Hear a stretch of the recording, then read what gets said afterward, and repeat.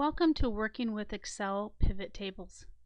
What is a pivot table and how do I make one? Well, Excel pivot tables are a very useful and powerful feature.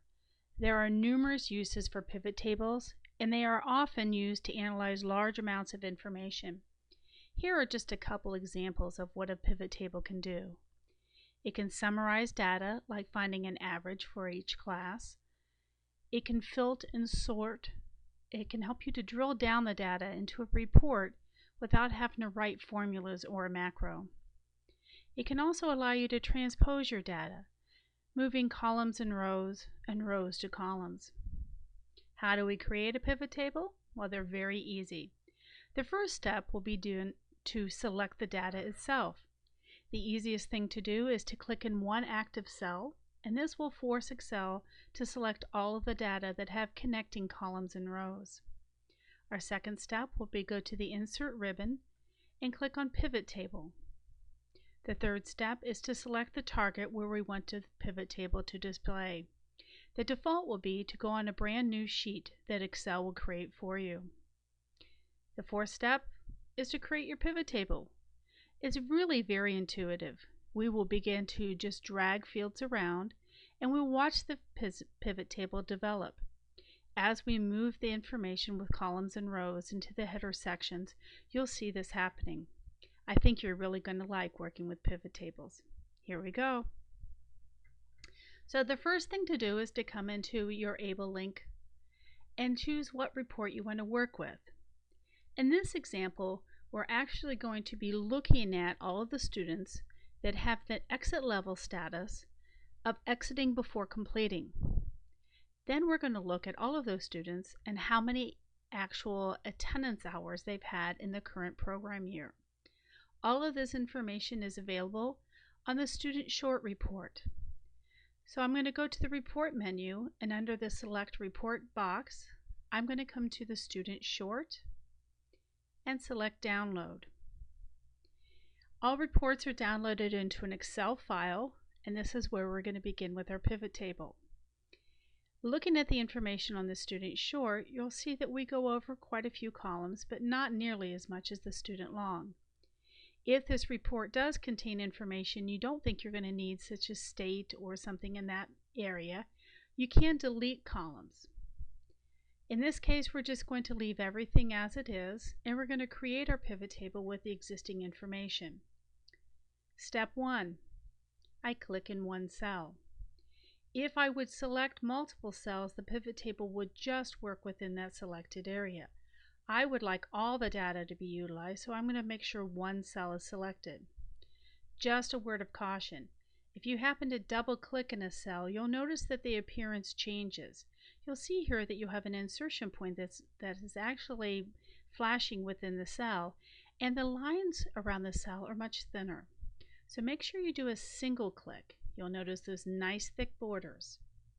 Once that's done, we'll come to the Insert tab and we'll click on Pivot Table.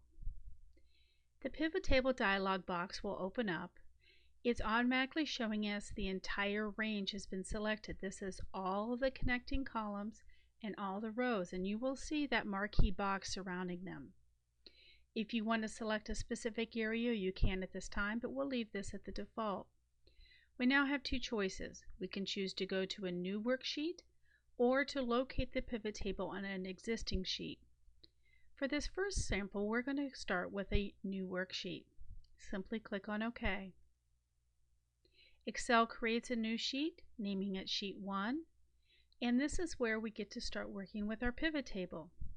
Our pivot table field list is shown on the right, and then we have sections over here where we can actually select what information we want to have displayed.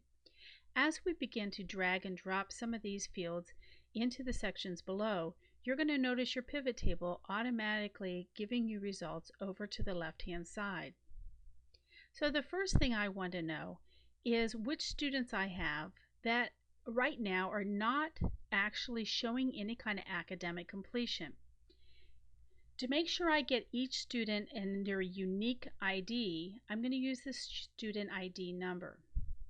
If I would go with the last name or the first name, there could be multiples within that database. So we're going to start with student ID. The next thing I want to know is whether or not they've shown academic gain. This will be displayed through their exit level status. So I'm going to grab the exit level status and draw it underneath the columns.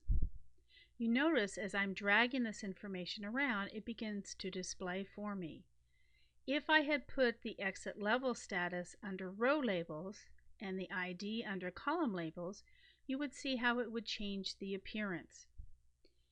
There's really no right or wrong way to do this. It is simply a matter of preference. So for this example, my preference will be to have the student IDs coming down the left-hand side, the exit level status coming off to the right.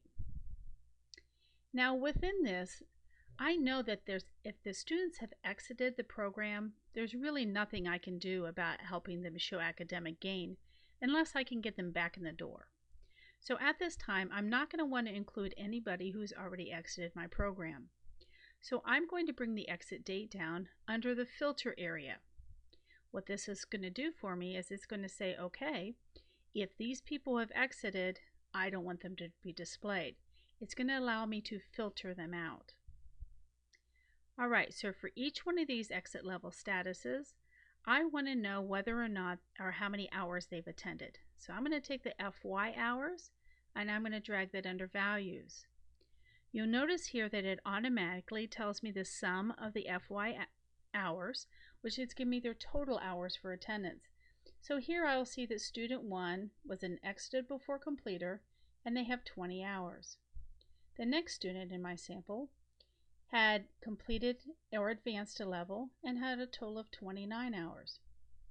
I find this very helpful. Now, I only want to look at students that are currently working in my program.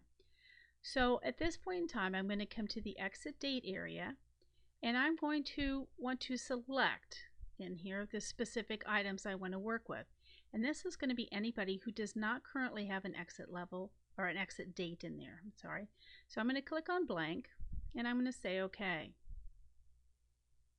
You will notice that a funnel appears up here in the exit date area where I have the blank selected, and I can see that funnel that tells me I'm not displaying all students. I'm only displaying the students that do not have an exit date. Now looking through this section, I notice that I have quite a few that have advanced. I have quite a few that are progressing, but the column I really care about is this one right here, the exited before completing. Make life easy on myself, I'm going to decide that I only want to look at that group and then I don't want to look at anything else. To do this, I can apply an additional filter. You'll notice over here in the field list on the right, the funnel is displayed by exit date. We had turned that on when we were working on this side of the sheet, so it can be done in either location. When I come to the exit level status within my field list, I notice there's a drop down arrow on the right hand side.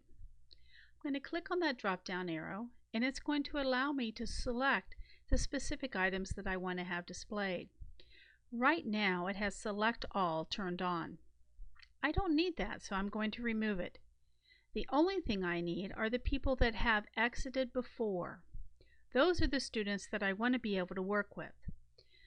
I'm going to click on the exited before completing and then choose OK. You'll notice now here that the students who have exited before completing are now being displayed, and I can look at each one of the attendance hours they've had. Now as I look through this list, I notice there's several students they're not even enrolled in this current program year. That's something else I'm going to want to be able to add to my filter list. I can make changes as I work through my pivot table. So at any point in time I can add information or I can take it away. So right now I want to add this to my filter list and I'm going to say yeah, I only want to look at the people that I know are enrolled. So I'm clicking on that drop down arrow next to my enrolled filter. I'll click on yes and say OK. So now within my pivot table I'm noticing here that I have only students that have 12 or more hours. I know that each one of them have exited before completing, and I can look through my list and look at some of these students that might have enough hours that I know I would be able to give them a post test, or I might really want to go in there and evaluate why they've not shown any kind of gain. For example, here I have a student that has attended 140 hours in this program year and has not shown any academic gain. Maybe I've missed an assessment. I haven't received it when it's been turned in. I'm not sure what's going on. Maybe that they have some kind of learning difficulty that I need to be working with in the classroom. Maybe there's been some irregular attendance or something going on outside of the classroom that I can help address. But these are the types of things that I can look at when I'm working with pivot tables. It's allowing me to evaluate my data, really take a close look at it, and see if there's something that I can do. I'm hoping you see how easy it is to create a quick pivot table. We're going to be creating some more. I'll talk to you soon.